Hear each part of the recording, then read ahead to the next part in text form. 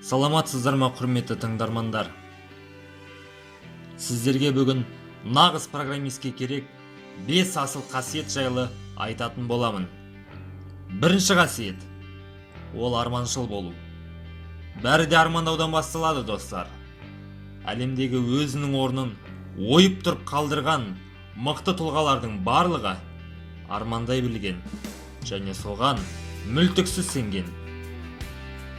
Егер өз армандарыңызға 100% сенсеңіздер, ол міндетті түрде орындалады, достар. Сеніңіздер. Екінші қасиет – ол табандылық. Кішігірім бір программа жазу үшін алдыңыздан 1000 түрлі кедергі, сан түрлі қателер шығады. Осы кезде көп адамдар қолымнан келмейді, ол қиын дейді де, қолын бір-ақ сілтеп беріле салады. Ал қайтпайтын табанды адамдар ғана табысқа жетеді. Қандай жағдай болса да құламай, қайта тұруға күш табуыңыз керек. Бәрібір берілмеу жеңімпаздың асыл қасиеті. Келесі үшінші қасиет – ол еңбекқорлық. Достар, программист болып туылмайды. Талант 1% болса, еңбек 99%. Технология күн сайын дамуда. Университетке түскен кезде алған біліміңіз 4 жылдан кейін ешкімге керегі жоқ болуы әбден мүмкін. Сондықтан да әрдайым іздену үстінде болуыңыз керек.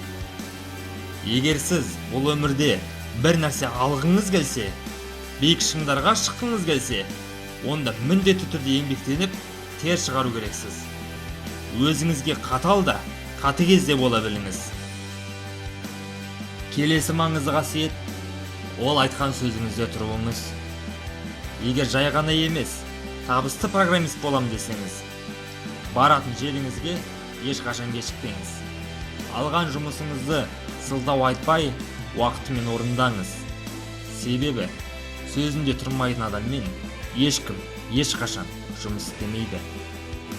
Және бүгінге соңғысы – ол жинаған білім мен тәжірибеңізді елмен бөлісуді ұмытпаңыз. Эгоизмге салынып, өзін ғана үйренемін деудің ешбір қажеті жоқ. Адам қашан өз біліммен бөлісіп, басқаларға үйретеді, сол кезде ғана өсе бастайды. Егер бүгінгі айтылғандар ұнаса, лайк басып, төменге өз ойыңызды қалдырыңыз.